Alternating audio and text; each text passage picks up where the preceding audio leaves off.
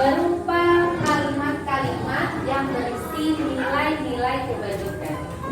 Ada lagi yang tahu apa tuh nilai-nilai kebajikan? Yang kita pernah belajar apa tuh kebajikan? Ya, kebaikan ya. Kalau dihubungkan dengan perilaku manusia atau sifat manusia itu sikap yang positif. Yang positif itu ya, yang enggak.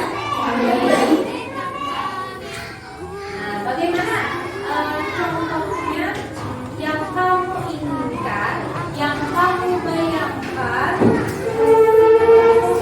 yang dimiliki oleh semua warga kelas ini supaya membuat kelas ini nyaman, aman, damai. Ada nggak yang mau? Ya. Oh ya, pintar. Kamu mengharapkan warga kelas ini bersikap jujur. Bagus. Ada lagi? Kira-kira apa ya? Ya, silakan Farid. Ya. Oh, berprasangka baik kepada temannya. Baik.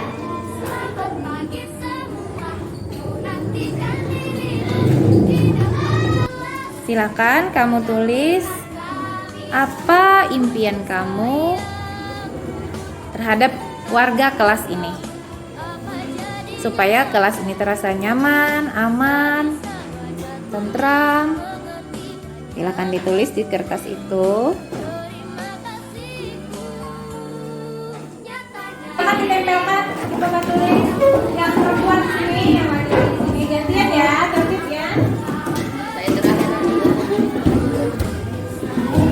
Disusun kita. Ya, yang sudah silakan kembali.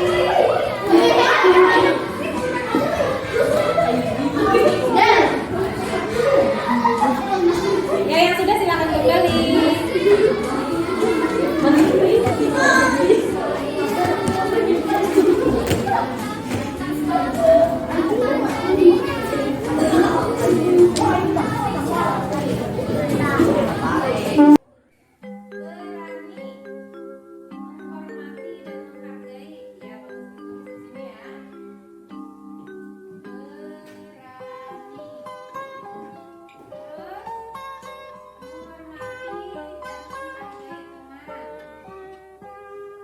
Pagiku cerah, matahari bersinar, ku gendong tas merahku di pundak.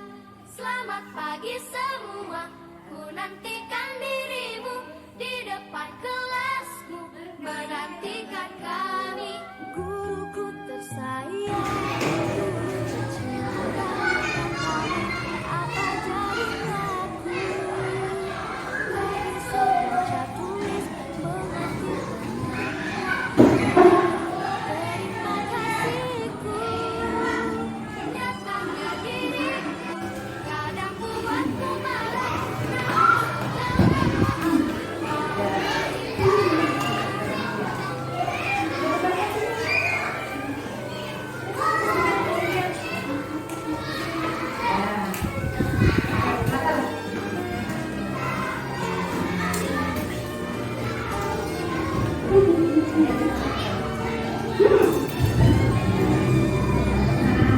Selamat pagi semua, ku nantikan dirimu di depan kelasmu.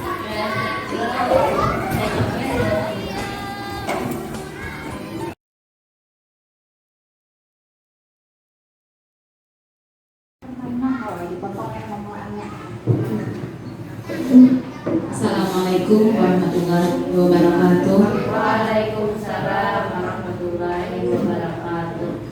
Bismillahirrahmanirrahim. Alhamdulillahirabbil alamin. Wassalatu wassalamu ala asyrafil anbiya'i wal mursalin wa ala alihi wa sahbihi ajma'in. Amma ba'du. Rabbi shrah li sadri wa yassir li amri wahlul 'uqdatam min lisani yafqahu qawli. Alhamdulillah, ibu-ibu yang kami hormati,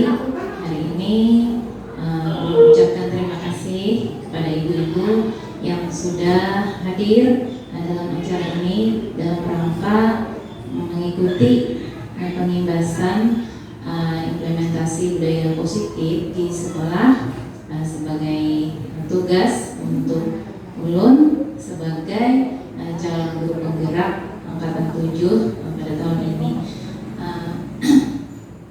Marilah kita mulai acara ini dengan membaca Bismillahirrahmanirrahim. Bismillahirrahmanirrahim. Bapak Ibu yang ulun hormati. Pada pengimbasan yang telah lalu di modul Ki Hajar Dewantara, filosofi pendidikan Ki Hajar Dewantara, telah kita pelajari bahwa dalam standar nasional pendidikan diperlukan suasana belajar yang sesuai dengan apa yang dijelaskan di dalam pasal 12 bahwa lingkungan positif sangat diperlukan agar pembelajaran berpihak pada murid sebagaimana tertuang dalam standar proses pada standar nasional pendidikan pasal 12 tersebut, yaitu pelaksanaan pembelajaran yang dimaksud pasal 10 ayat 2 diselenggarakan dalam suasana belajar yang interaktif, inspiratif, menyenangkan, memotivasi untuk berpartisipasi aktif, memberi ruang bagi prakarsa, kreativitas, kemandirian sesuai bakat, minat, perkembangan fisik dan psikologis anak. Kita ulang lagi tentang filosofi pendidikan Ki Hajar Dewantara bahwa di dalam pendidikan guru berperan sebagai penuntun, ya, bahwa guru itu menuntun, membimbing dan mengarahkan murid sesuai kodrat alam dan kodrat zamannya, sesuai dengan bagaimana keadaan tempat tinggal mereka dan bagaimana kondisi zaman ketika mereka hidupnya. Kemudian dalam menuntun ini guru memfasilitasi murid dalam pembelajaran serta memberi teladan agar murid memiliki budi pekerti yang baik. Sebagai penuntun bagi murid, seorang guru harus memahami dimensi-dimensi pada profil pelajar Pancasila.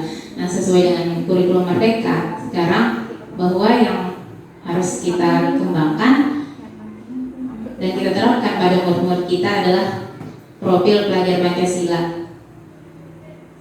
Ada 6 dimensi profil belajar Pancasila: beriman dan bertakwa kepada Tuhan Yang Maha Esa dan berakhlak mulia, kreatif, bernalar kritis, berkebinekaan global, bergotong royong dan mandiri. Beriman dan bertakwa kepada Tuhan Yang Maha Esa dan berakhlak mulia, yaitu ada sub-elemennya. Ada akhlak beragama, ada akhlak pribadi, akhlak kepada manusia, akhlak kepada alam, akhlak bernegara, berkebinekaan global, menghargai budaya, komunikasi antar budaya, berkeadilan sosial. Silakan Bu. Makasih Bu. Yang ketiga, gotong royong. Anak kita kembangkan untuk berkolaborasi atau kerjasama, peduli dan berbagi. Mandiri, memahami dirinya, kemudian meregulasi diri, bisa mengatur emosi, bisa mengatur rencana dan prestasi, mengendalikan diri, disiplin dan percaya diri. Bernalar kritis, yaitu mampu memproses informasi, bisa menganalisa, mengevaluasi, merefleksi diri. Kreatif, menghasilkan gagasan yang orisinil, menghasilkan karya, mencari solusi dari permasalahan. Nah, untuk mewujudkan murid yang memiliki karakter kuat sesuai dengan profil pelajar Pancasila yang dijelaskan tadi, diperlukan di sekolah itu adanya lingkungan positif. Karena sebagaimana kita sudah tahu bahwa semua yang positif itu bagus ya. Lingkungan positif muncul dari tumbuh dan berkembangnya budaya positif di sekolah. Lingkungan muncul setelah membudaya begitu ya. Budaya positif terbentuk dari karakter dan kebiasaan yang baik. Nah, untuk mewujudkan budaya positif kita harus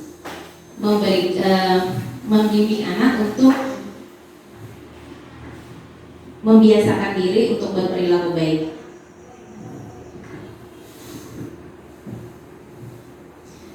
Ya, yang pertama dulu kita bahas tentang disiplin positif dan nilai kebajikan universal. Nah, ini ada kegiatan. Ibu-ibu bisa ulun minta tolong ya. Kita ada kegiatan cobalah buka namanya. Ibu-ibu bisa berpasangan 2 orang ya. Ya, satu sebagai A, satu sebagai B. Nah, yang A tugasnya mengepalkan tangan karena di dalam tangan pian itu ada sesuatu yang sangat berharga dan itu harus pian jaga bujur-bujur. Harus pian jaga bujur-bujur dan jangan sampai ini didapatkan oleh orang lain. Nah, kemudian teman pian yang satunya sebagai B. B ini tugasnya berusaha membuka kepalan tangan pian. Nah, supaya pian hakun. Jadi pian merayu, membujuk, pokoknya dengan cara apapun boleh dengan dijanjikan apa, misalnya diberikan uang kah atau digelitiki kah, supaya kawan pian mau membuka tangannya. Ya, kita lakukan sekitar 10 detik aja ya. Ya, silakan berpasangan dua-dua ya ibu-ibu. Siapa yang mengepalkan tangan, siapa yang membuka, siapa yang berusaha membuka kepalan tangan temannya. Ya, dari sekarang 1, 2, 3.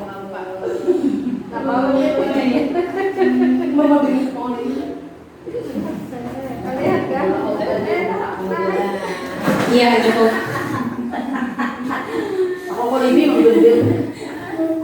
Nah, ada pertanyaan ibu-ibu. Apakah Anda atau teman Anda membuka kepalan tangan? Adalah yang membuka. Apa alasannya? Jadi mau membuka?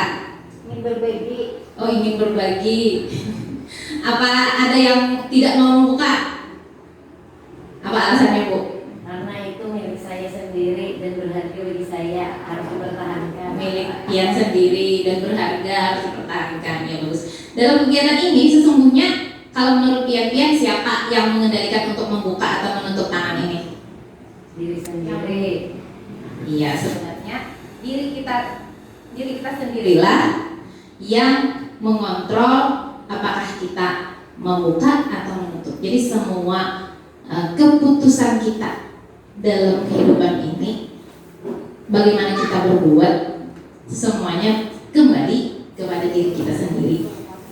Walaupun ada dari luar, baik itu mengintimidasi atau mengancam, semuanya terpulang kepada diri kita sendiri. Ya, apa yang harus kita lakukan ya.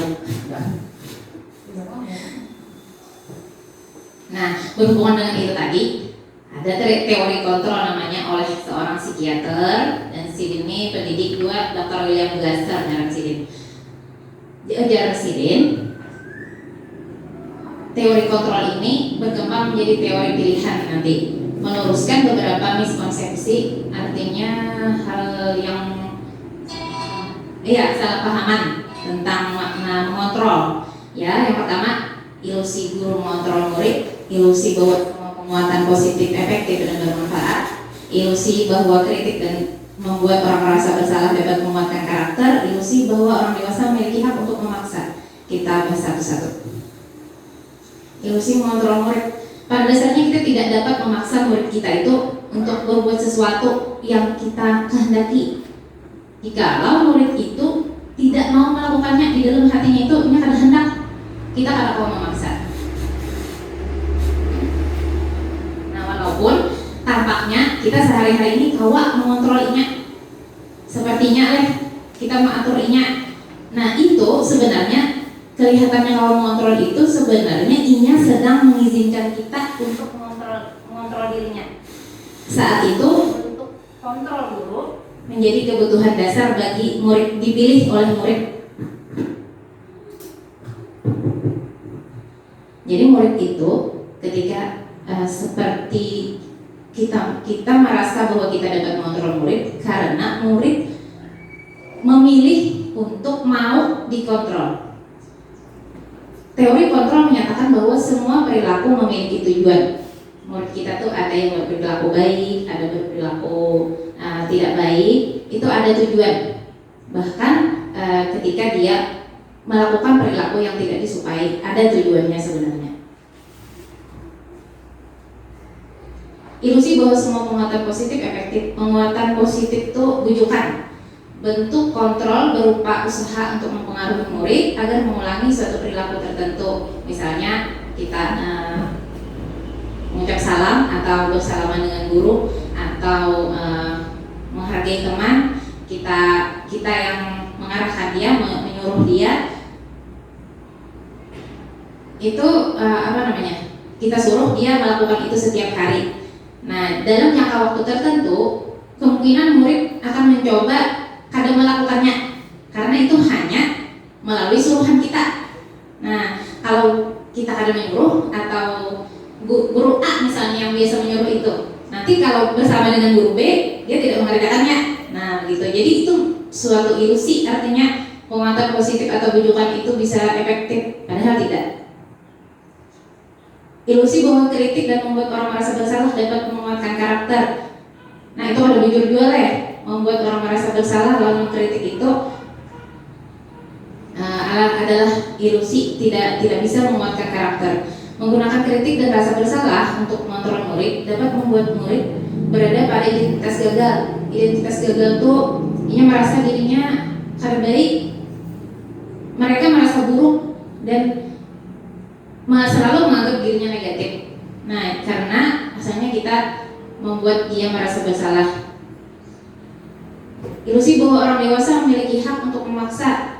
Nah, kebiasaan kalau ulun sendirilah dengan anak ulun, ini harus dikerjakan lah, ini harus dikerjakan lah. Nah, seperti memaksa itu. Anak tuh kalau inya setuju aja, inya dikontrol kayak itu, ya tidak apa-apa. Nah, kadang ada anak yang kadahapun inya dikontrol, inya dipaksa kadahapun. Perilaku memaksa tidak efektif untuk jangka panjang. Untuk jangka pendek mungkin mau aja inya. Nanti ada waktunya atau wayahnya yang inya kadahapun diatur-atur dan akan terbentuk nanti hubungan permusuhan kalau kita memaksa. Nah,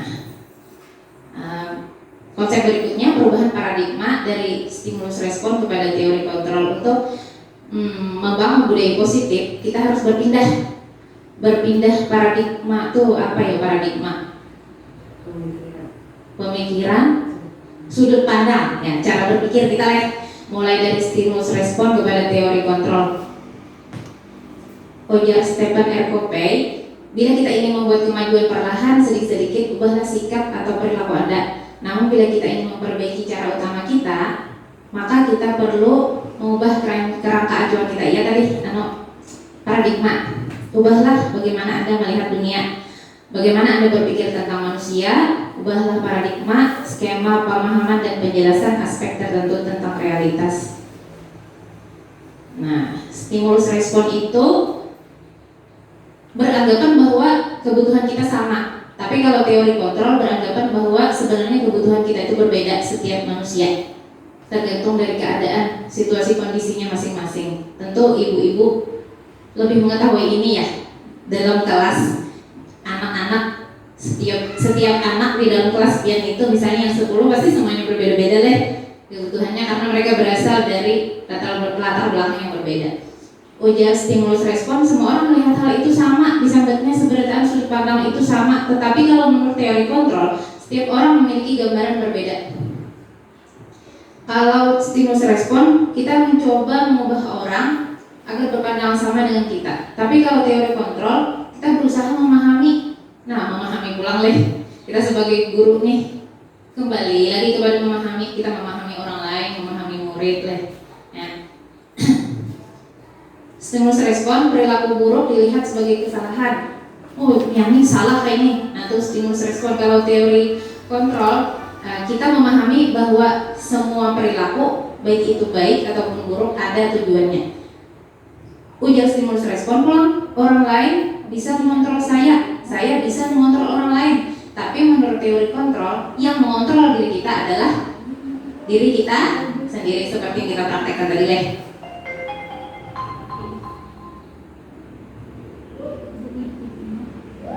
Nah, kita lanjut ke disiplin positif.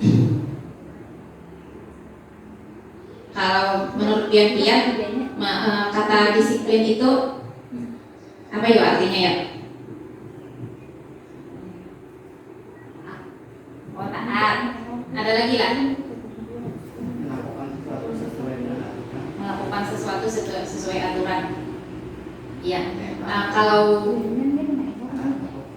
pada umumnya dalam budaya kita kata disiplin itu maknanya kayak tadi zaman Pak harus disiplin lah ya, nada pepadirnya kan tegas lah. Nah, dimaknai jadi sesuatu yang dilakukan seseorang pada orang lain untuk mendapat kepatuhan. Hajar Dewantara, di mana ada kemerdekaan? Wah, ini kurikulum merdeka bang jadi kisahnya merdeka jadi harus gue. Disitulah harus ada disiplin yang kuat. Sungguh pun disiplin itu bersifat self disiplin, kita sendiri yang mewajibkan kita dengan sekeras-kerasnya, tapi itu sama saja ya sih. Sebab jika kita tidak cakap melakukan self disiplin, wajiblah penguasa lain mendisiplinkan diri kita, dan peraturan demikian itulah yang harus ada di dalam suasana yang merdeka. Nah, di sekolahannya kita disuruh melajari anak-anak itu self disiplin, mendisiplinkan dirinya sendiri untuk mencapai kemerdekaan, atau dalam konteks pendidikan saat ini untuk menciptakan murid yang merdeka. Nah, murid yang merdeka itu pulau istilahnya. Syarat utamanya adalah harus ada disiplin diri pada anak. Yang kayak apa? Anak yang memiliki disiplin diri, anak mampu mengontrol, menguasai dirinya sendiri, memilih tindakan yang mana yang harus dia lakukan. Acuannya apa? Nilai-nilai yang dia hargai, yaitu nilai kebajikan universal. Nanti ada pembahasan tentang nilai kebajikan universal. Yang kedua, mampu bertanggung jawab anak nih terhadap apa yang dilakukannya. Kembali lagi berpijak kepada nilai kebajikan universal. Dan yang ketiga, dia melakukan suatu kebaikan dengan melalui dorongan dirinya sendiri, motivasi intrinsik dia sendiri yang berkehendak untuk melakukan kebaikan. Nah, kita bahas pulang nilai kebajikan universal.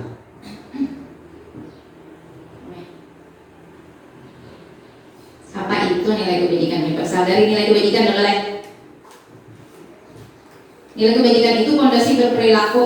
Nah, sebagian pijakan anak-anak kita yang kayak apa dalam berperilaku. Sifat-sifat positif manusia yang merupakan tujuan mulia yang ingin dicapai setiap individu.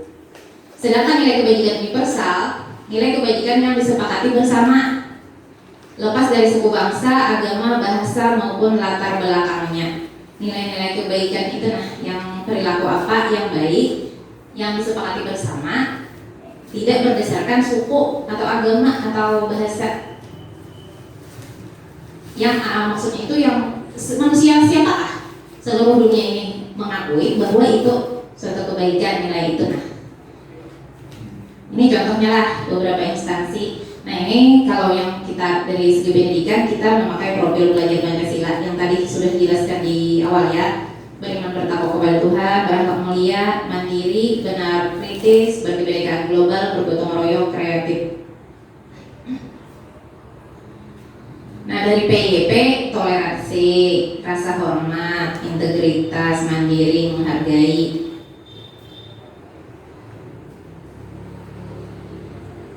Sembilan nilai karakter: cinta Tuhan dan segenap ciptaannya, mandiri, tanggung jawab, kejujuran, diplomatis, hormat dan santun. Nah, ini semuanya ini nilai-nilai kebajikan yang bisa kita tawarkan untuk diterapkan di sekolah supaya menjadi pijakan segan anak-anak kita untuk berperilaku. Ini petunjuk seumur hidup dan keterampilan hidup dapat dipercaya, lurus hati, pendengar yang aktif, tidak merendahkan orang lain, memberikan yang terbaik dari diri.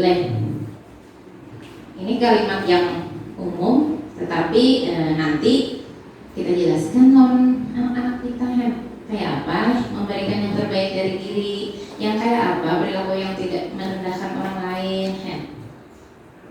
Kembali lagi kepada kita guru menjelaskan murid. The 7 esensial: empati, suara hati, kontrol diri, rasa hormat. Nah ini banyak lagi. The Virtus Project, peduli, ya yang seperti itulah. Keberanian, santun, kreatif, semangat, dermawan, rendah hati. Ya, kita ke standar pendidikan nasional. Apa yang ada di dalam standar pendidikan nasional? Dalam rangka menciptakan lingkungan yang positif, maka setiap warga sekolah dan pemangku kepentingan perlu saling mendukung. Kita nih bersama-sama menerapkan nilai-nilai kebajikan yang disepakati. Dari nilai-nilai yang banyak tadi nanti kita pilih, kita sepakati bersama yang mana yang mau kita kembangkan untuk anak-anak kita di sekolah kita bersamaan. Nah, sebelum kita ke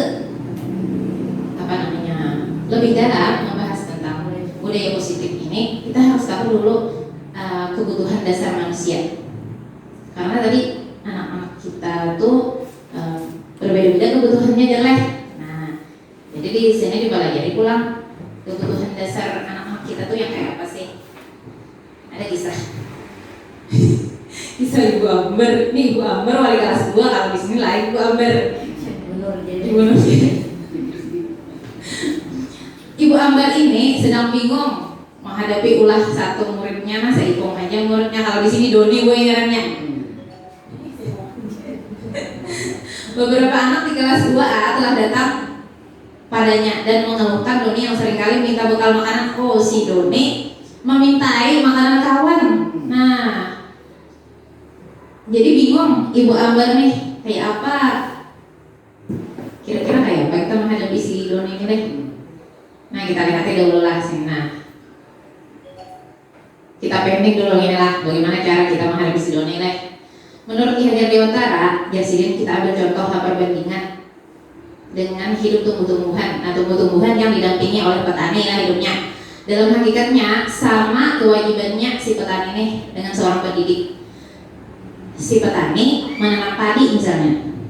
Si petani nih ketika menanam padi, merawat padi itu hanya dapat menuntun tumbuhnya padi, nang hidup, nang berkembang ya si padi itu. Si petani hanya kalau menuntun, membaiki tanah, si petani nih memelihara, memberi pupuk, memberi air leh. Bila ada hama atau ulat, nah dibersihi oleh si petani nih tadi. Nah, sama dengan kita guru. Guru nih mendampingi murid dalam tumbuh kembangnya. Artinya kalau petani berusaha memenuhi kebutuhan masing-masing tanaman supaya tumbuh baik, sama maknanya lawan guru yang memahami kebutuhan muridnya, memahami pula bahasa bulik. Nah, jadi sebenarnya murid-murid kita tuh kita pahami apa kebutuhannya, berusaha menuntun, mendukung supaya inya kau memenuhi kebutuhannya dengan cara positif.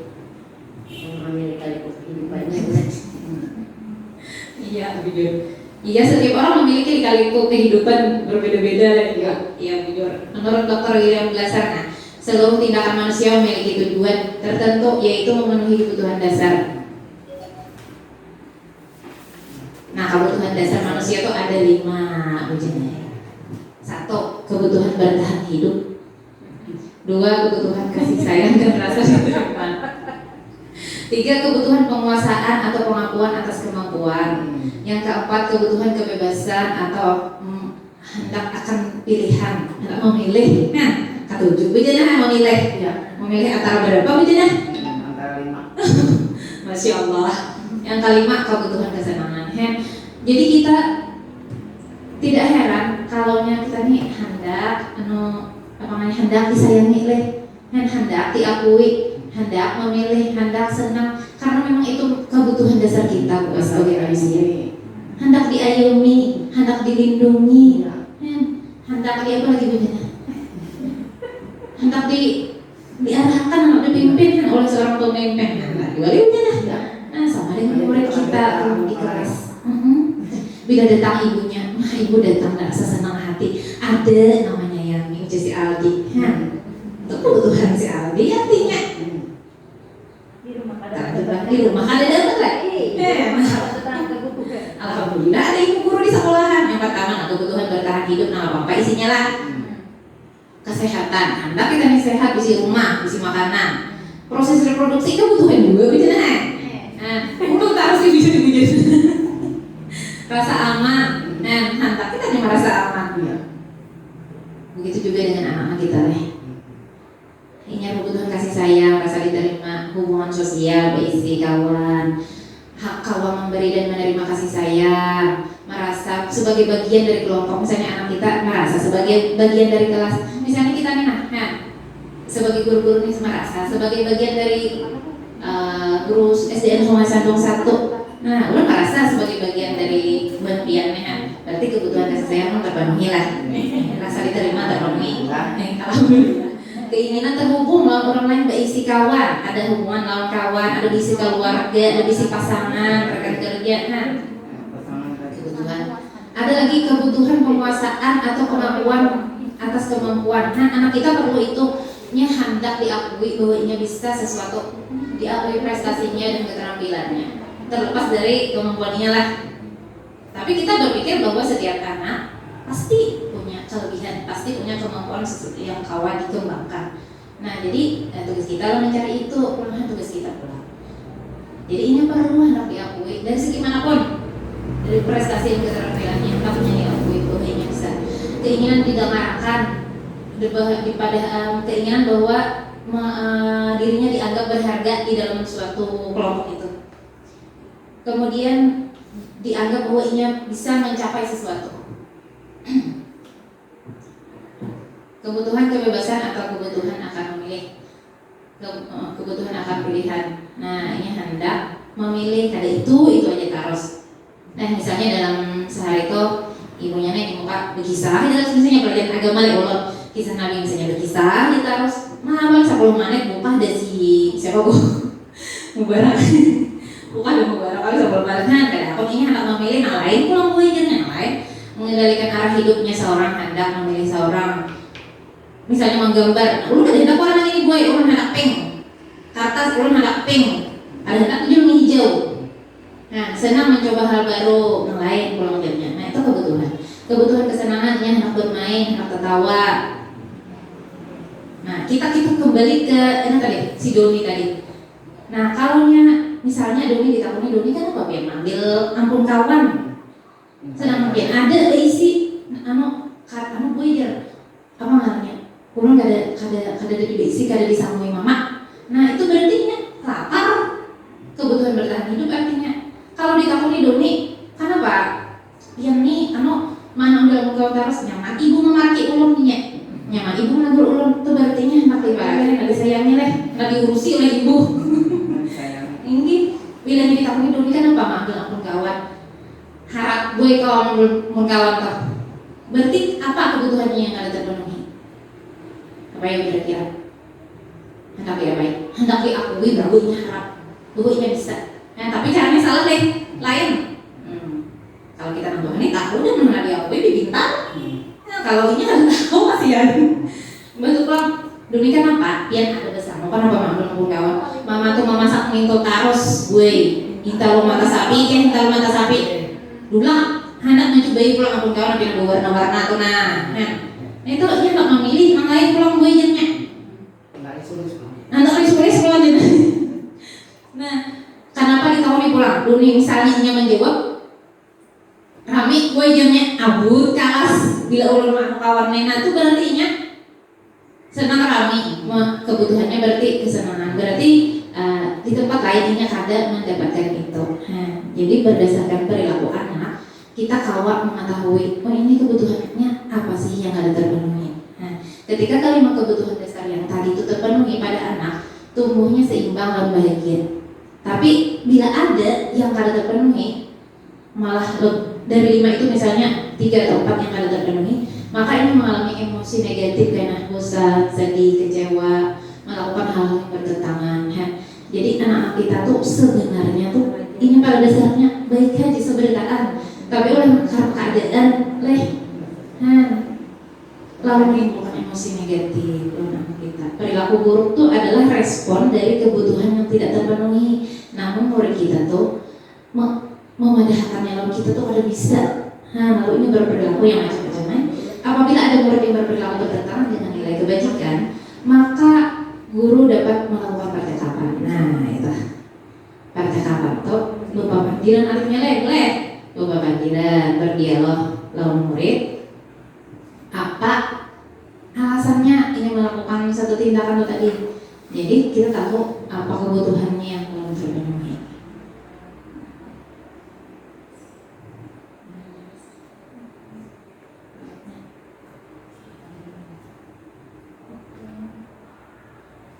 Nah, kita pulang tentang dunia berkualitas.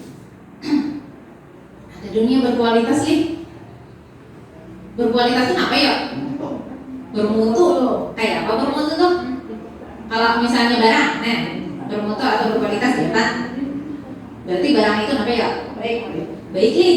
Nah bagus. Kalau misalnya peralatan rumah tangga nih, itu tahu nih. Kualitasnya bagus, tahan lama. Kalau panci tuh, walaupun ibu hari-hari membela jiwa, tak kuris-kuris, tetap ada lengkap. Nah itu berkualitas. Di dalam pikiran manusia sama manusia ada yang namanya dunia berkualitas, baik di dalam pikiran kita maupun di dalam pikiran anak-anak kita. Nah, kayak apa dunia berkualitas itu? Tempat khusus di dalam pikiran kita. Apa ada di dalamnya? Gambaran representasi dari semua yang kita inginkan, semua yang anak kita inginkan. Isinya orang atau hal yang terbaik dalam kehidupan anak kita menurutnya, hal yang terbaik dalam kehidupan kita menurut kita. Ini kita ke anak lah, kita khususkan kepada anak murid kita yang di dalam pikirannya ada orang atau hal yang terbaik menurutnya yang membuatnya merasa bahagia kalau dia mencapai itu dan terpenuhi kebutuhannya kalau mencapai itu. Nah, tugas kita apa? Kualitasnya itu adalah nilai-nilai kebajikan tadi.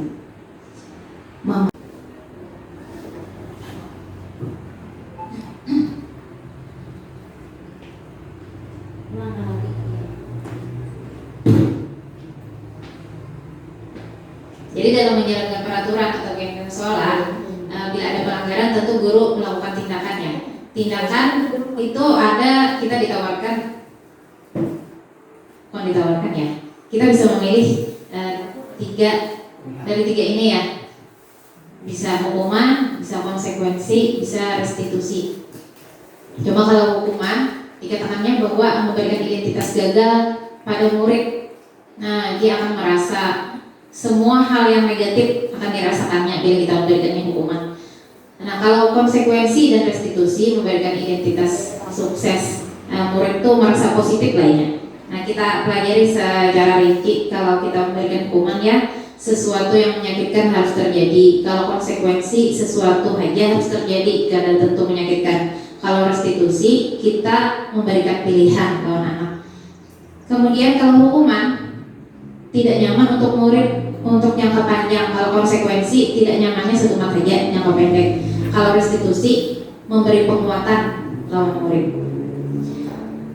Kemudian kalau hukuman murid tersakiti. Kalau konsekuensi murid merasa tidak nyaman. Kalau restitusi murid mendapat penguatan. Kalau diberi hukuman murid pasif dan agresif lebih meningkat. Nah, kalau misalnya ini dihukum tuh ini merasa sakit hati, lalu di belakang kitanya melakukan yang lebih buruk lagi. Nah, bisa lebih agresif tadi. Kalau konsekuensi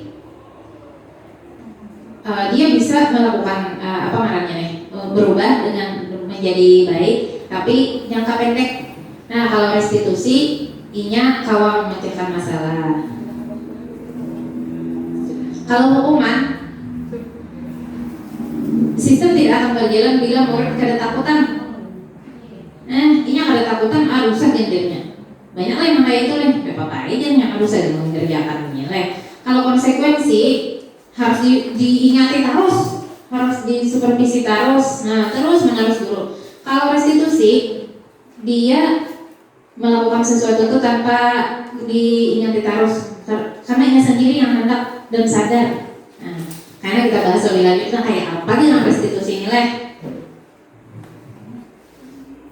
Nah, kalau kita beri hukuman, murid akan benci lawan peraturan. Harus sebuah peraturan ini jar, muyak jarnya. Bentuk konsekuensi, bila kita beri konsekuensi, murid menghormati lawan peraturan. Ia mengerjakan aturan itu karena ia menghormati aturan. Tapi kalau restitusi, ia mengerjakan kebaikan karena ia menghargai dirinya sendiri. Oh, aku harus berbuat baik, yang kayak ini yang seharusnya. Nah, itu.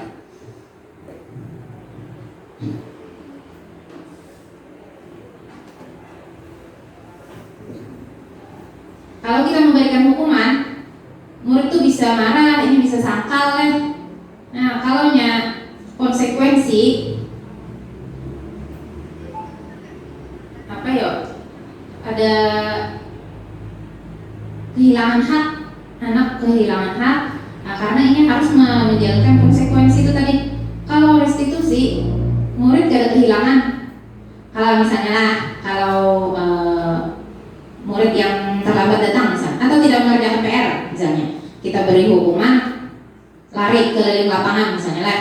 Nah, ini merasa rendah diri, nah jadinya hendak mengasingkan diri. Makanya merasa dirinya buruk. Kalau konsekuensi, misalnya kita berikan konsekuensinya kali istirahat karena harus mengerjakan PR itu tadi. Lalu anak kehilangan waktu kan. Kalau restitusi, kita berpanggilan tahun ingat. Nah, berdialog untuk mencari solusi dari permasalahan kenapa jadinya kalian mengerjakan PR. Nah, ini kalian kehilangan waktu dan ini bersemangat untuk memperbaiki diri. Nah, kalau hukuman dibuat oleh guru, kalau konsekuensi dibuat oleh guru dan murid, ada restitusi juga dibuat oleh guru dan murid. Tapi konsekuensi bisa juga dibuat oleh guru aja. Nah, kita bahas lebih dalam tentang restitusi. Ketika murid melakukan kesalahan, tindakan mana yang akan Anda lakukan? Menunjukkan kesalahannya dan memintanya melihatnya, atau bujur-bujur dengan kesalahan dia ini nah. Ya ini seharusnya tahu bagaimana bertindak gamal dan kenapa jadi kita salah nih. Nah, bisa itu biasanya lah. Kemudian mengingatkan muridnya, pian semalam sudah beberapa kali ini ini pelak. Nah, mengingatkan murid kesalahannya yang telah lalu.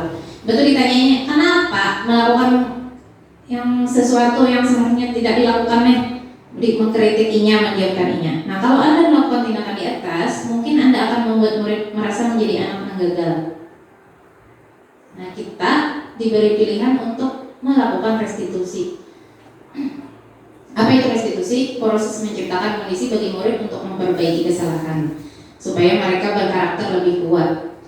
Proses kolaboratif yang mengajarkan murid mencari solusi, membantu murid berpikir tentang apa yang mereka inginkan dan bagaimana harus memperlakukan orang lain. Ketika murid berbuat salah, guru menanggapi dengan mengajak berefleksi, ya Bapak Pandiran tadi, berdialog untuk memperbaiki kesalahan, bukan dengan menghukum tadi lah. Restitusi bukan untuk menebus kesalahan, namun untuk belajar dari kesalahan. Kalau murid berbuat salah menebus kesalahannya karena diminta oleh guru atau untuk menghindari ketidaknyamanan, biasanya bila imbah menebus kesalahan itu sudah hanya ada merasa lagi bahwa yang tadi semalam melakukan kesalahan. Jadi terkadang bisa juga dendam, imbah kita suruh menebus kesalahan itu tadi. Nah, tetapi dalam restitusi karena dianggap salah menebus kesalahan itu, namun versinya berbeda. Nah, menebus kesalahannya itu diusahakan ini dengan inisiatif sendiri, ya dengan kepandiran tadi. Nah, anak yang kayak pacarannya pian supaya kawan memperbaiki kesalahan pian nih, anak kayak apa ya pian. Kalau anak anggan-anggan mungkin kawal cepat leh, kayak anak seharusnya berpikir napa libu jadinya leh. Nah, tuh kita dengan sabar mana yang perlu kesabaran ekstra kita guru nilai, apalagi harus di kelas 1, kelas 2, kelas 3 untuk mengajaknya berestitusi. Restitusi memperbaiki hubungan, membantu memulihkan diri murid setelah berbuat salah. kadang berbuat salah tuh sebenarnya itu bebas salah, tapi terlanjur deh. Nah, jadi kita menstabilkannya tuh, menstabilkan emosinya tuh. Nah, restitusi tawaran bukan paksaan, hanya ditawari. Pemelaan dulu, ada apa-apa nakai, berbuat salah itu manusiawi.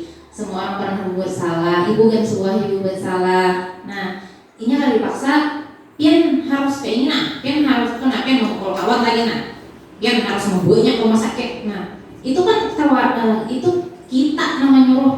Nah, kalau dalam restitusi kita disuruh menawari ini, kayak anak, apa namanya?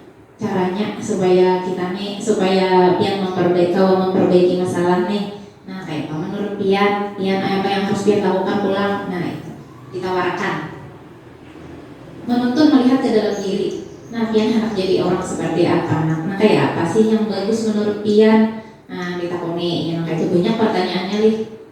Restitusi mencari kebutuhan dasar yang mendasari tindakan. Nah, jadi kita beberapa diri itu isinya kayak ini Pak. Apa? Nah, menyebabkan pian melakukan tindakan ini. Nah, apa? Jangan yang pian rasakan. Ulun sedih gue, ulun kesepian gue. Nah, itu menunjukkan kebutuhan kasih sayang artinya. Gue kebanyakan gue itu asa banyak, padahal kalau banyak itu tugas diberi itu mah asa banyak, asa bebannya harus asa terpaksa aja. Nah, itu berarti menunjukkan kebutuhan kebebasan. Betul, rasa takut pada lelah dan lapar. Enggak dengar gue emang gak tugas karena lapar. Karena laparnya tuh kebutuhan pada rasa aman, asa ada amannya, atau takutan lapar, takutan lelah tadi. Mengubah kebiasaan cenderung mengomentari orang lain. Nah, kalau kita menerapkan restitusi, kita nih berusaha mengubah kebiasaan inya. Kita ajari inya untuk melihat ke dalam dirinya, apa namanya itu, mengontrol dirinya seorang, menakuni dirinya seorang, mengevaluasi dirinya seorang, bukan mengomentari orang lain. Ya kan, kita bahasa orang tua kenapa leh? Introspeksi kah? Nah, itulah. Restitusi fokus pada karakter dan solusi. Jadi kita berbagi dengan anak tuh, ibu nakai kadang hendak mencari siapa yang benar dan yang salah. Tapi ini yang biasa itu melakukan ini leh. Kayak itu ya harus ngacak kita ibu ini kadang hendak mencari siapa yang benar, siapa yang salah. Ibunya hendak membantu aja supaya permasalahan kita nih selesai, ada solusinya. Karena besok pian hendak kayak apa caranya pian supaya jangan kayak ini lagi. Misalnya anak kadang mengerjakan tugas tadi, misalnya kayak apa caranya supaya pian isok kalau ngumpul PR, karena yang jo ulun gue karena isok sore ini gue ulun sebelum bermain ulun mengerjakan PR dulu. Nah, karena belajarnya sudah tentu akhirnya gue ulun bermain. Nah, kita tuh kepandilan harus restitusi nih. Nah, tentang penghargaan, dikatakan bahwa dihukum oleh penghargaan. Nah, penghargaan semua hukum salingnya boleh. Ibu Anas pulang, guru kelas 2 berulang. Muridnya tidak bisa tertib di muka kelas. Bila masuk bakal puter. Nah, kada tertib. Apa pikiran dari Ibu Anas nih? Diberi stiker bintang ya. Nah, lalu setiap hari diberi stiker bintang, setiap hari diberi. Nah, tiba-tiba sakit Ibu Anas nih tadi, lalu digantikan oleh Bapak Hero. Sekalinya karena beli gurunya, ada dia memberi stiker bintang, lalu tahap guru melangkah anak melehan. Ujar Albikon, saat kita berulang kali menyanyikan hadiah kepada anak agar berperilaku bertanggung jawab, atau kepada seorang murid agar mempelajari sesuatu yang baru, kepada seorang karyawan agar melakukan pekerjaan yang berkualitas, kita sedang berasumsi bahwa mereka tidak dapat melakukannya atau mereka tidak akan memilih untuk melakukannya. Nah, bila kita menjanjikan, bila bisa, bila dapat 100 nih, atau bila hafal surah ibu beri secara tidak langsung, ulun bila menjanjikan itu, ulun menganggap inya tidak akan mau menghafal. Nah, sudah dianggap akan berdahulu adalah yang sudah berpikir berdahulu kayak itu dengan menjanjikan hadiah itu. Ujar Albikon, karena bagus artinya lah.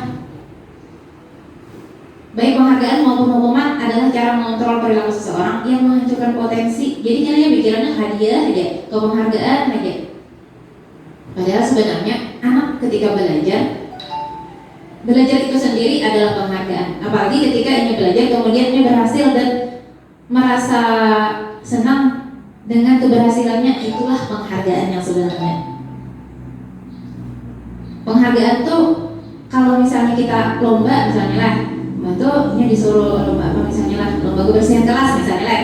Nah, diberi hadiah, nah itu kalau bapak penghargaan untuk jangka pendek aja. Tapi kalau yang jangka panjang, inya disuruh bila kelas bersih, dia mau terus diberi penghargaan pulang, diberi penghargaan terus, akhirnya inya membersihkan kelas itu karena alasan hendak penghargaan tadi. Nah, padahal yang kita inginkan adalah inya sadar bahwa membersih kelas itu baik sendirinya, perilaku yang baik dan harus dilakukan walaupun tanpa penghargaan. Nah, kalau kita memberi penghargaan terus, maka ini kehilangan kesadaran bahwa membersih kelas itu baik. Nah, penghargaan tidak efektif.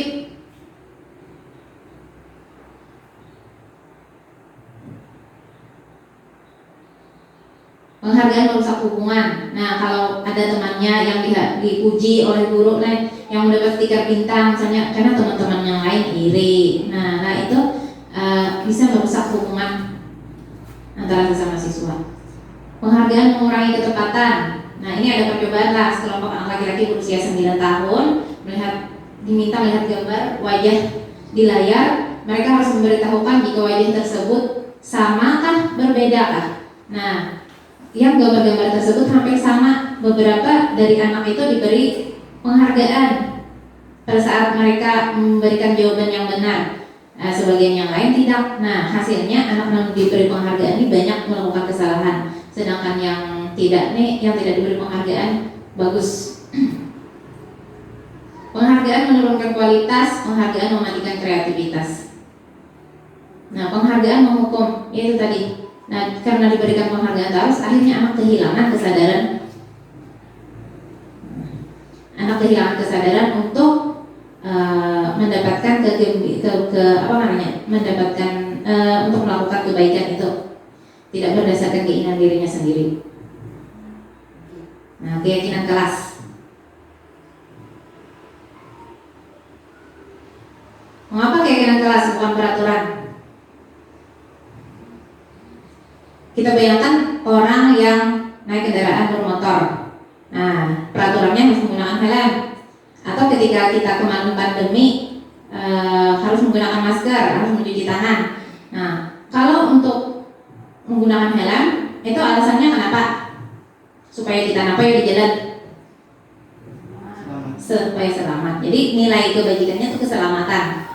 Kalau menggunakan masker, nilai kebajikannya kesehatannya. Jadi nilai keselamatan lawan kesehatan itulah jadi keyakinan. Nah, keyakinan itu dibuat menjadi keyakinan kelas. Nah, jadi di kelas anak kita bimbing untuk menyusun keyakinan kelas yang di dalamnya itu ada nilai kebajikan universal.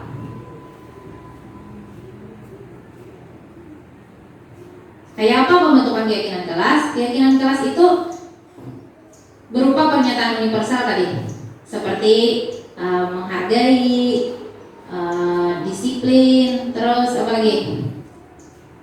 Menyayangi teman, kesehatan, keselamatan. Pernyataan keyakinan kelas dibuat dalam bentuk positif. Positif itu ada kata tidaknya. Misalnya untuk yang kecil-kecil misalnya tidak, kalau kalimatnya tidak atau jangan berlari di dalam kelas misalnya. Nah, jadi kita ulang dulu untuk positifnya, berjalan di dalam kelas atau di depan kelas. Keyakinan kelas hendaknya tidak terlalu banyak, mudah dipahami. Keyakinan kelas sebaiknya dapat diterapkan di lingkungan yang sesuai dalam sekolahan. Nah, membuat keyakinan kelas ini adalah kontribusi dari semua warga sekolah.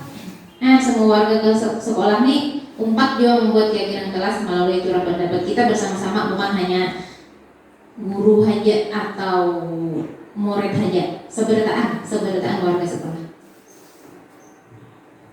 Contohnya untuk kelas 1, nah setiap anggota kelas perlu belajar, perlu senang, perlu mengerjakan tugas, perlu saling menghargai, perlu merasa aman,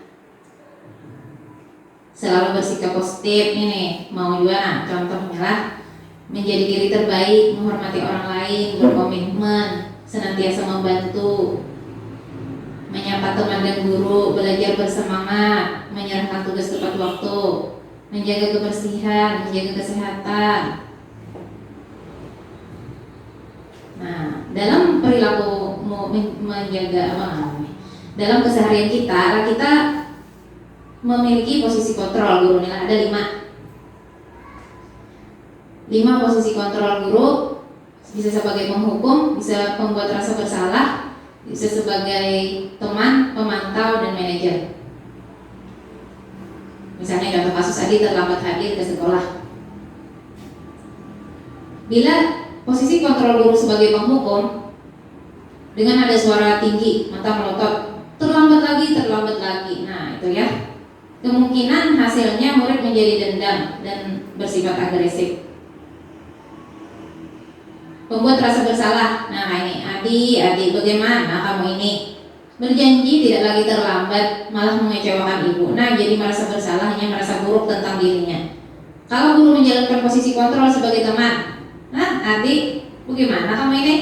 Nah terlambat lagi, nah ya sudah tidak apa-apa, nanti dengan ibu bantu. Nah sambil senyum-senyum, nah tuh kawan murid ini merasa senang, akrab dengan guru itu. Tetapi bila letak ke anak guru lain, ada pakai posisi kontrol teman, nah belain isahnya. Nah ini pemantau pulang, ada pemantau nih, Adi terlambat, Adi kamu terlambat 15 menit, apa konsekuensinya? Ayo. Nah itu pemantau memadahkan konsekuensinya. Ini bagus, sudah mengarah dengan bagus. Tapi yang paling bagus nih manajer. Nah kayak apa manajer nih? Adi, apakah kamu tahu ini jam berapa sudah? Nah ya kamu terlambat, biar gurunya bagaimana kamu bisa memperbaiki ini? Nah Bapak panggilan, iya si manajer ini adalah menjalankan restitusi tadi. Jadi hubungannya lah posisi kontrol yang paling pas dituju adalah posisi manajer, yang mana si manajer ini menjalankan restitusi. Nah ini tujuan akhir dari posisi kontrol adalah pencapaian posisi manajer supaya anak menjadi murid yang merdeka dan bertanggung jawab. Dalam restitusi ada namanya segitiga restitusi. Nah proses dialognya itu, dialog lawan murid ini segitiga. Segi yang pertama menstabilkan identitas, yang kedua validasi tindakan yang salah, yang ketiga menanyakan keyakinan. Kayak apa menstabilkan identitas toh? Memandirinya dahulu toh, membisain nah imbahinya murid melakukan kesalahannya, supaya inya jangan merasa takut. Nah supaya inya tenang, karena anak yang imbah berbuat kesalahan itu sebenarnya inya sadar dari ibunya tuh salah itu. Nah imbah kita memanggil tuh mungkin inya merasa takut. Nah jadi kita tenangkan dulu, menenangkannya ini dengan menstabilkan identitas. Kayak apa? Wajar aja anak berbuat salah, manusia itu pada yang sempurna. Nah ibu kadang tak mencari siapa yang benar siapa yang salah, kita mencari solusi aja nak lah. Nah itu menstabilkan identitas. Mungkin pian-pian sudah ada yang melaksanakan ini sebagai penguatan aja. Yang kedua validasi tindakan yang salah. Nah dalam memvalidasi tindakan yang salah ini, apa yang dikatakan oleh guru, padahal pian kau aja lah melakukan yang lebih buruk dari ini, tapi pian tidak lakukan leh. Nah pian pasti punya alasan kenapa melakukan ini nak leh. Nah lalu ini karena begisa, ini distabilkan maksudnya. Tapi nak yang kayak ini kan bagus. Ada perilaku yang lebih bagus dari ini. Aku nggak pian mengikuti apa jadi ibu Nina. Saya namanya itu lah tuh validasi tindakan yang salah. Nah itu kalau lalu ini ditakuni apa keyakinan kelas yang sudah kita buat.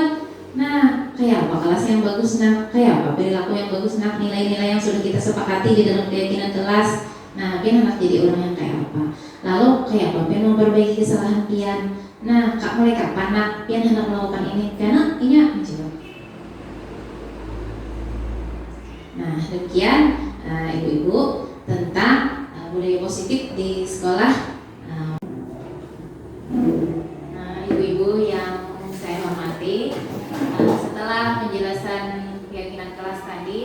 Mungkin ibu-ibu akan lebih jelas lagi dengan melihat video ini, pengalaman saya dalam membuat keyakinan kelas di kelas 6. Begini prosesnya.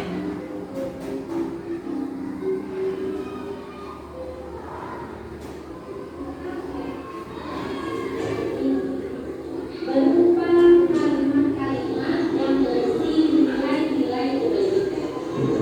Ada atau nilai-nilai kebaikan.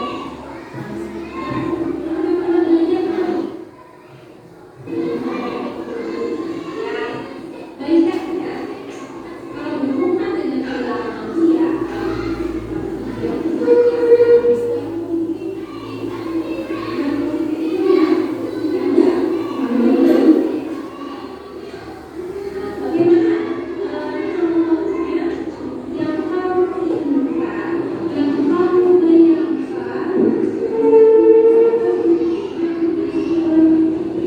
Jadi yang pertama kita jelaskan dulu dengan anak apa itu keyakinan kelas, kenapa bukan peraturan, dan apa isi dari keyakinan kelas nanti yang akan kita buat bersama.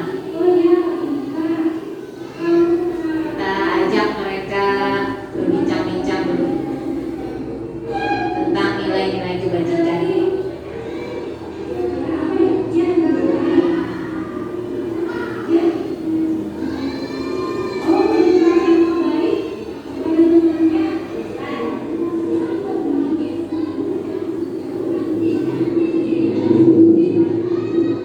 silakan kamu tulis apa impian kamu.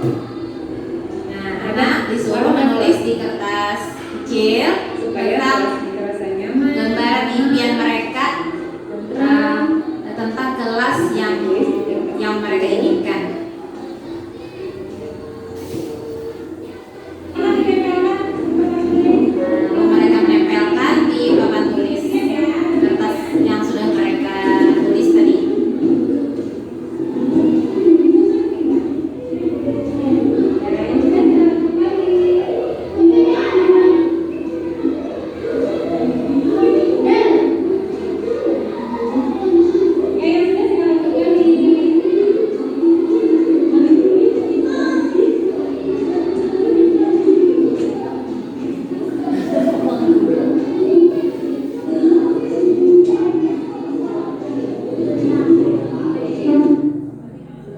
Lalu kita analisa kalimat-kalimat yang sudah dibuat oleh murid tadi, termasuk kepada nilai kebajikan yang mana.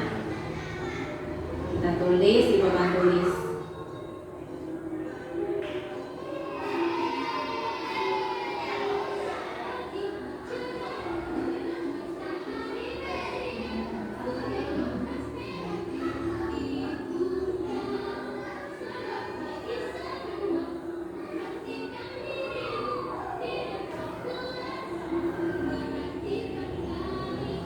Karena kameranya kamera depan, jadi seperti tangan kiri menulisnya. Nah, setelah dianalisa kita ambil beberapa saja yang supaya tidak terlalu banyak.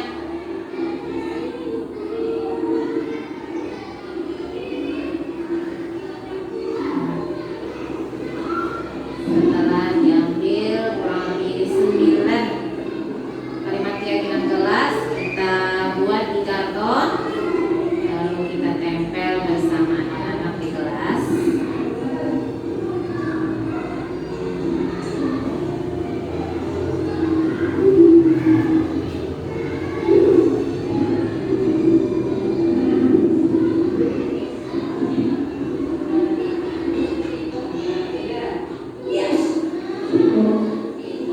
Ini dia keyakinan kelasnya. Mudah-mudahan anak-anak menjadi lebih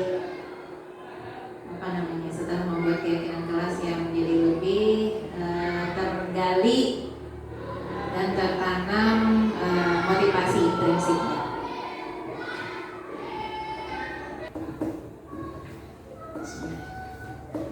Baiklah ibu-ibu, tentang 5 posisi kontrol bisa kita perjelas dengan melihat video ini ya. Yang pertama, guru sebagai dalam posisi penghukum. Hadir.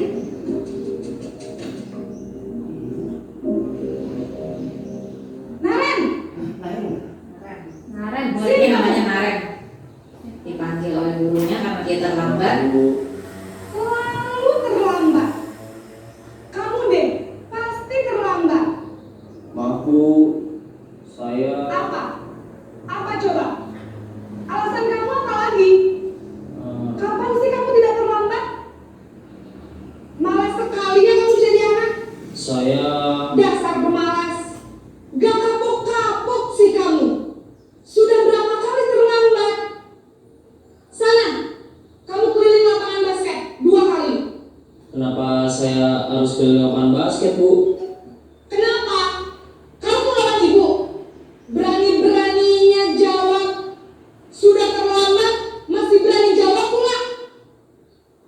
Sekarang, keliling lapangan basket 5 kali sekalian. Biar kapok. Cepat. Pergi sana ke lapangan basket. Posisi penghukum biasanya berbicara dengan nada tinggi, menghardik, menunjuk-nunjuk, menyakiti, dan menyindir. Hukuman bisa berupa fisik maupun psikis. Ibu dan bapak guru hebat. Dampak yang terjadi pada murid ketika guru berada pada posisi penghukum adalah murid cenderung akan memberontak, bahkan menyimpan dendam.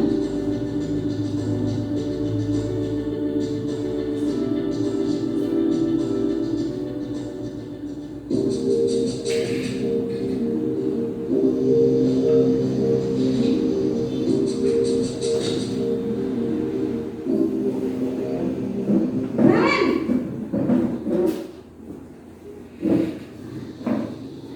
Selamat pagi Bu. Naren. Kamu kenapa terlambat lagi, nak? Ya Tuhan, Naren. Kamu senang ya bikin ibu susah ya? Kalau kamu terlambat lagi, nanti ibu yang ditegur bapak kepala sekolah, nak. Disangka ibu tidak bisa membina kamu. Duh, gimana ini? Baiklah ibu-ibu, tentang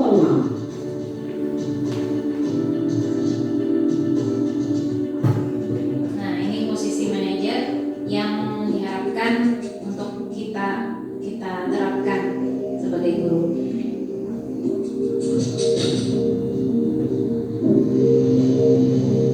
Naren,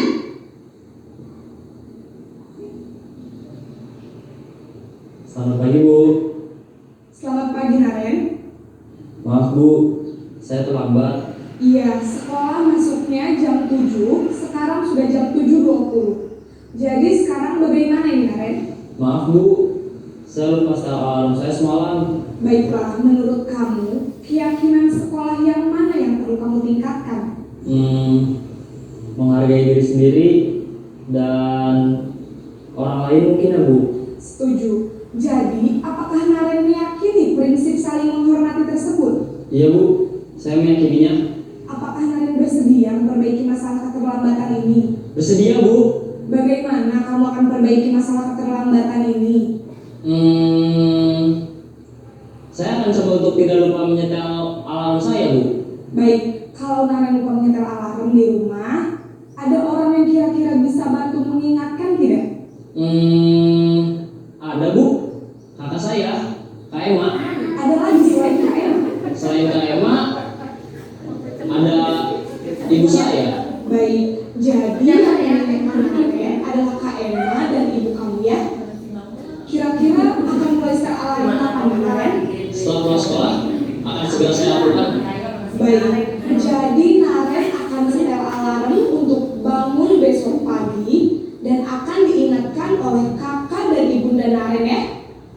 Ada lagi yang mungkin perlu dilakukan, Naren, agar tidak terlambat bangun lagi. Tidak ada Bu. Baik, Naren, terima kasih untuk kerjasama kamu. Nah, ya, ibu-ibu mungkin video tadi bisa memberikan sedikit lebih jelas lagi dari penjelasan ulun tadi. dijelaskan lagi dengan contoh tadi ya, bahwa posisi manajer lah yang paling dituju, yang paling bagus untuk kita terapkan sebagai seorang guru untuk menumbuhkan positif ya, segi positif dari murid kita, kemudian mengajarkan mereka untuk bertanggung jawab dan mencari solusi, membantu murid kita mencari solusi dari permasalahan yang dihadapinya, bukan untuk menyalahkan atau mengkritik sehingga membuat dia merasa menjadi orang yang gagal. Ya, kalau dengan restitusi tadi, dengan posisi kontrol manajer, kemudian kita melaksanakan restitusi, insya Allah murid kita akan menjadi orang yang mandiri untuk menyelesaikan permasalahannya sendiri dan bertanggung jawab, kemudian menghargai dirinya sendiri. Ya, demikian Bapak Ibu, Ibu-ibu.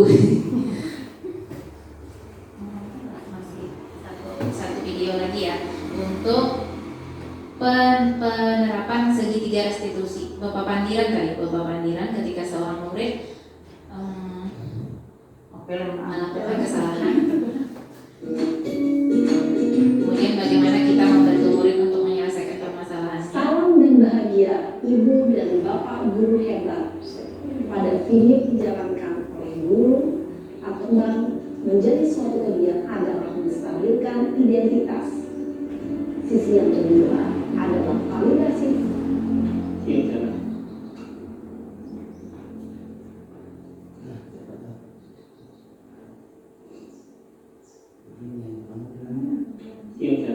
Siapa? Sudah mana besar? Kenapa hari ini ada di sini? Kesel Pak, kesel banget. Masa aku dikatain tukang fitnah Pak? Ya aku marah lah. Aku balik katain Eka di depan kelas. Kesel banget. Oh begitu. Ya pasti kamu marah dan kesal.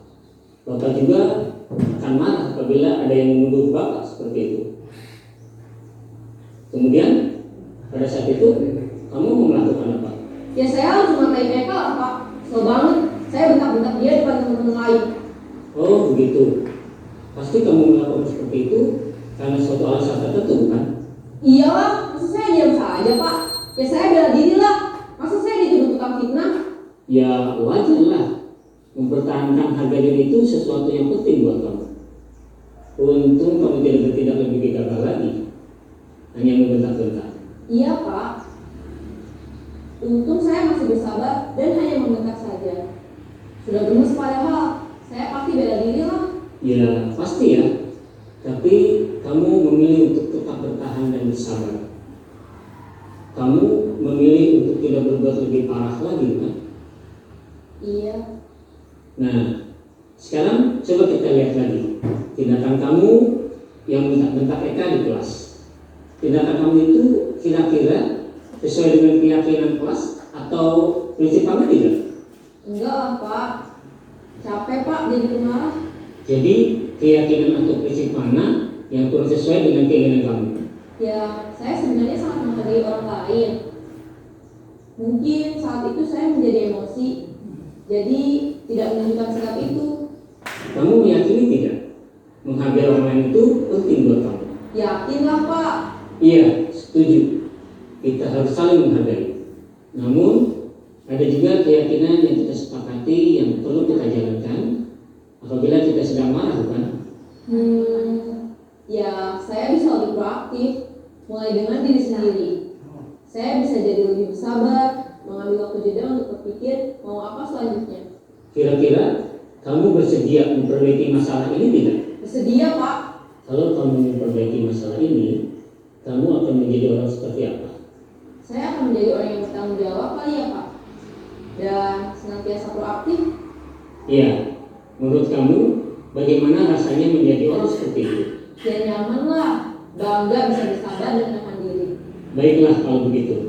Yuk kita pikirkan bagaimana memperbaiki masalah ini.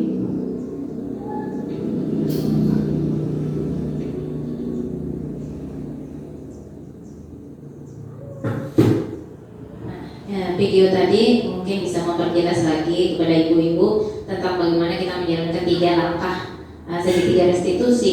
yaitu menstabilkan identitas, kita mempisahinya dulu. Mungkin kata-katanya tidak seperti yang tadi ya. Kalau yang kecil-kecil ya kita mempisahinya dulu supaya jangan takut, lalu membuat dia mengeluarkan apa isi hatinya, bercerita tentang apa alasannya dia melakukan tindakan yang sudah dilakukannya. Lalu baru kita memasukkan bagaimana caranya kita membimbing dia untuk mencari solusi dari permasalahannya melalui apa yang diyakininya. Kita hubungkan kembali dengan keyakinan kelas yang sudah kita buat bersama dengan mereka. Iya. Demikian ibu-ibu apa yang bisa Ulun sampaikan hari ini, mudah-mudahan bermanfaat. Ulun sudahi dengan ucapan wassalamualaikum warahmatullahi wabarakatuh.